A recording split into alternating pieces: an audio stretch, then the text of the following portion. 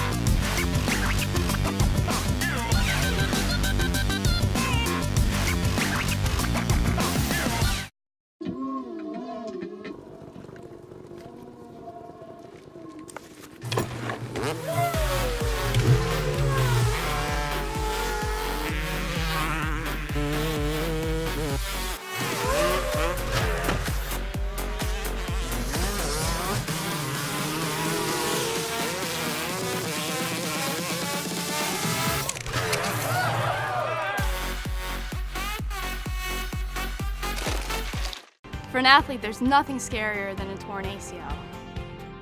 Athletes trust us with their care and their careers because we're a recognized leader in sports medicine.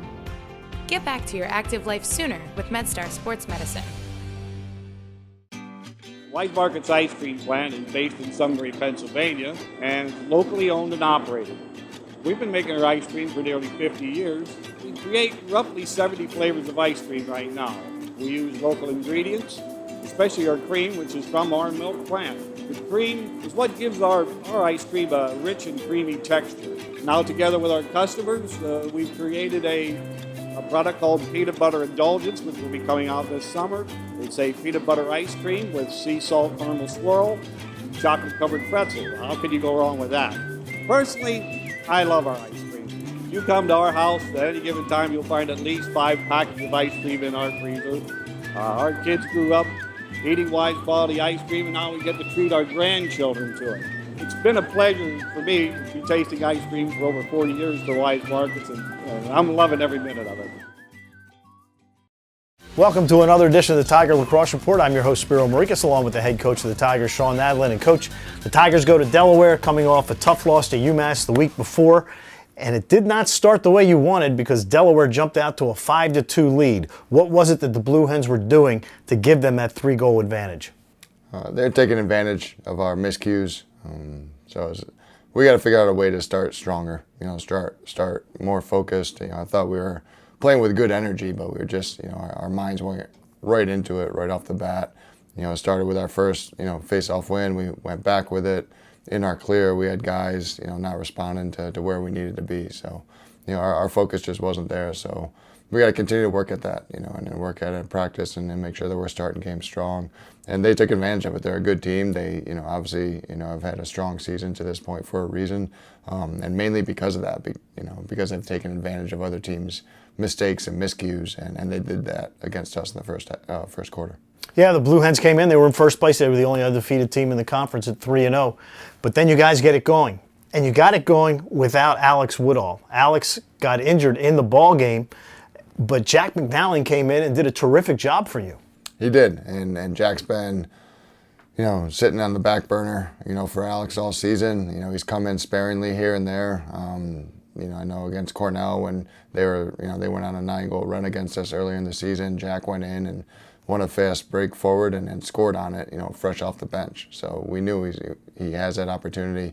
We got a game plan that we might need him this game just with if they were going to put a lot of heavy pull pressure on Alex to help him, with regards to staying fresh for the game and making sure we had another body out there to use. And Jack went in there and did what was expected and played really well for us. So it didn't surprise you when they came out first face-off of the game with a long pole?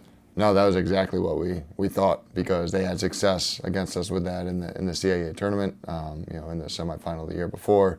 Haynes is a terrific competitor and gave Alex a lot of trouble last year. So obviously, go with what, helped you before.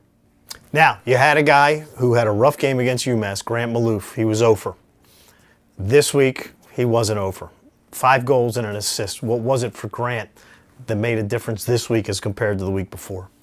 He stepped up for his team. You know, he wanted to do more. He knows he's capable of playing much better. He wasn't just 0 for against UMass. He was 0 for the game before against Fairfield as well. And Grant's a competitive kid, you know, and he knows that he's capable of playing really well. We need our attack and midfield to play well and be balanced, so teams can't focus on one group or the other and lock us down. And he wasn't happy with his performance, obviously, in the previous games, his shooting specifically, and he took it personal, and he made an effort to correct that during the week of practice, and obviously he was ready to go come game time, and was a huge reason for us to win that game. The other thing was you got the early start offensively with your attack with Brendan Sunday, Luke Frommer coming up with goals, and then the midfield kicked in. So you got it from both groups this past week. We did, which is, like I said, we need that. You know, they do a great job sharing the ball, and when we share the ball and guys get opportunities, whether it be attack or midfield, you know, we got to bury our shots, which we've haven't done in a consistent way this year yet. But it was good to see that, you know, come through for us against Delaware. On the defensive side, Charlie Kitchen came into the game as one of the most explosive goal scorers in the country. You held him to 1 goal. You held him to 4 shots, I believe. What was it that you guys did on him? And Kobe Smith did a tremendous job against Charlie Kitchen. Yeah, Kobe, you know, I thought played really disciplined against Charlie. Charlie's dynamic, you know, and we knew that going in, and we were, you know, we were just interested to see how that was going to go with Kobe on him and some of the pick play that they used to free him up and everything. But Kobe was up for the challenge. Our pick play guys did a good job communicating. We obviously were paying a lot of attention to him because he's so dynamic for them. But Kobe held his own, you know, for the majority of the time in the one-on-one stuff. You know, Canto was strong on the pipes, you know, when he needed to be. You know, let a squeaker go in for Charlie's only goal that, you know, we'd like to have back. But, you know, not just being strong on Charlie, but also making sure that he wasn't getting the ball to those other guys, you know, with Ty Kurtz and guys like that, where they can really catch and shoot and finish the ball, that allow him to be so balanced in the scoring book. Kurtz was another one that didn't have a tremendous day either, so you did a great job on him also. Yeah, you know, the defense, I thought, for the most part, was fairly focused. We definitely had our lapses. Coach Grossi put together a nice game plan. The guys absorbed it and did well. I didn't think we played great defense, but, you know, well enough to win. As a coach, I know you were disappointed in the performance against UMass the week before. I know the team was disappointed in the performance from the week before. Do you spend all week thinking, how is this team going to react? How are they going to come out on Saturday? And then probably at 5-2, you were thinking, oh no, not again. You don't spend all week thinking about it. It's something that obviously it's in the back of your head throughout the week. You know, are the guys getting it? Are they pushing past, the sting of the UMass, but using it as motivation?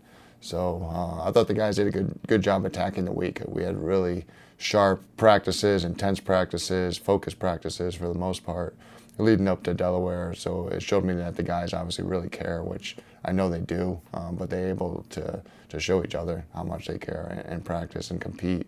When we went down 5-2, I wasn't overly worried. You know, I just felt like we needed to settle into the game and get into more of a rhythm overall. And we did that, and we had a good middle part of the game. We need to do a better job in the fourth quarter, you know, finishing it out and playing stronger there. But I was great. It was great to see the guys respond throughout the week of practice, then having that response carry over into a pretty strong performance in the game.